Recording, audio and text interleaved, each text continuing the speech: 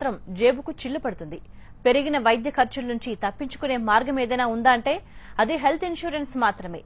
ఆరోగ్య బీమా తీసుకోవాలని అందరికీ తెలిసినా దేశంలోని 80% మంది అసలు తీసుకోవడం లేదు. అసలు హెల్త్ ఇన్సూరెన్స్ అవసరం ఎంత, ఏ అంశాలు పరిగణలోకి తీసుకోవాలో చూద్దాం. హెల్త్ ఇన్సూరెన్స్ విషయంలో మనం తప్పుల మీద తప్పులు చేస్తున్నాం. అనుకోని సమస్యలు వచ్చినప్పుడు ఆపద్బంధువులా ఆదుకునే ఆరోగ్య బీమా విషయంలో లైట్ తీసుకుంటున్నాం. మనకేం కాదులే అన్న ధీమా, అంత ఖర్చెందుకనే నిర్లక్ష్యం కలగలిసి ఈ పాలసీకి మనల్ని దూరం చేస్తున్నాయి. వైద్య చికిత్సకు ప్రైవేట్ ఆసుపత్రులపైనే ఆధారపడే ప్రజల్లో 80% మందికి అసలు ఎలాంటి ఆరోగ్య బీమా లేదని నేషనల్ శాంపుల్ సర్వే చెప్తోంది.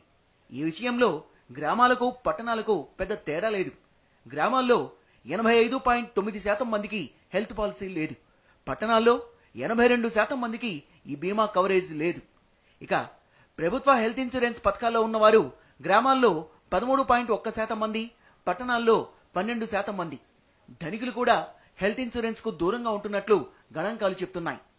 కీలకమైన ఈ పాలసీ తీసుకోకపోవడం ద్వారా మనం రిస్క్ ను పెంచుకుంటున్నాం. ఆరోగ్యపరంగా మనం జాగ్రత్తలు తీసుకుంటున్నా ఆరోగ్య పాలసీ తీసుకోకపోవడమే అజాగ్రత్త. కానీ ఈ విషయాన్ని చదువుకున్న వాళ్ళు కూడా గుర్తించడం లేదని ఫ్యూచర్ జనరల్ ఇండియా ఇన్సూరెన్స్ ఒక సర్వే చేసి చెప్పింది. హెల్త్ పాలసీల విషయంలో మనం ప్రధానంగా 4 తప్పులు చేస్తున్నాం. మొదటి తప్పు హెల్త్ ఇన్సూరెన్స్ తీసుకోకపోవడం.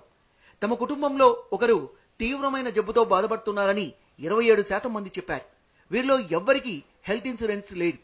ఉదాహరణకు క్యాన్సర్ చికిత్సకు 5 నుంచి 30 లక్షల రూపాయల దాకా ఖర్చవుతుంది. పైగా ఏడాదికోసారి వైద్య ఖర్చులు పెరుగుతుంటాయి. మధ్యతరగతి ప్రజలకు లక్షలకు లక్షలు అందుబాటులో ఉండవు. కాబట్టి హెల్త్ ఇన్సూరెన్స్ తీసుకోవాలన్నది నిపుణుల సూచన. ఇక మనం చేసే రెండో తప్పు హెల్త్ ఇన్సూరెన్స్ ఖరీదైందని భావించడం. ఈ పాలసీ ఎందుకు తీసుకోలేదంటే చాలా ఖరీదని చెప్పిన వారు 52% మంది. కానీ ఇందులో నిజం లేదనేది నిపుణులు చెప్పే మాట. 3 సభ్యులున్న కుటుంబం హెల్త్ పాలసీకి రోజుకు సుమారు 20 నుంచి 30 రూపాయలు కేటాయిస్తే సుమారు 5 లక్షల రూపాయల ఆరోగ్య బీమా లభిస్తుంది. ఒకవేళ మీరు బేసిక్ హెల్త్ ఇన్సూరెన్స్ తీసుకుంటే ఆ తర్వాత టాప్అప్ కూడా తీసుకోవాలని విశ్లేషకులు చెప్తున్నారు. హెల్త్ ఇన్సూరెన్స్ విషయంలో మనం చేసే మూడో తప్పు బీమా సంస్థలు క్లెయిమ్లను చెల్లించవని భావించడం. ఫ్యూచర్ జనరల్ ఇండియా ఇన్సూరెన్స్ సర్వేలో 15 నుంచి 35% మంది ఇదే సమాధానం చెప్పారు. ఏవైనా లోటుపాట్లుంటే తప్ప కంపెనీలు క్లెయిమ్లను తిరస్కరించవు. పాలసీ కొనుగోలు చేసేటప్పుడు మీరు సరైన వివరాలు అందించాలని బీమా కంపెనీలు సూచిస్తున్నాయి. అన్ని వివరాలు తెలుసుకొని జాగ్రత్తలు తీసుకొని హెల్త్ ఇన్సూరెన్స్ తీసుకున్న వారు కూడా తప్పులు చేస్తుంటారు. ఇలా చేసే 4వ తప్పు ఆరోగ్య బీమా తీసుకున్నా రెన్యువల్ చేయించుకోకపోవడం. పాలసీ తీసుకున్న తర్వాత రెన్యువల్ చేసుకుంటేనే ఆ పాలసీ మీకు ఆపదలో పనికొస్తుంది. అందువల్ల ఆరోగ్యం విషయంలో ఇలాంటి తప్పులు చేయొద్దని ఫైనాన్షియల్ ప్లానర్లు సలహా ఇస్తున్నారు. కొన్నిసార్లు వైద్య చికిత్సల కోసం అప్పులు చేయాల్సిన పరిస్థితి, ఇంకొన్నిసార్లు అయితే ఆస్తులు కూడా అమ్ముకోవాల్సిన దుస్థితి.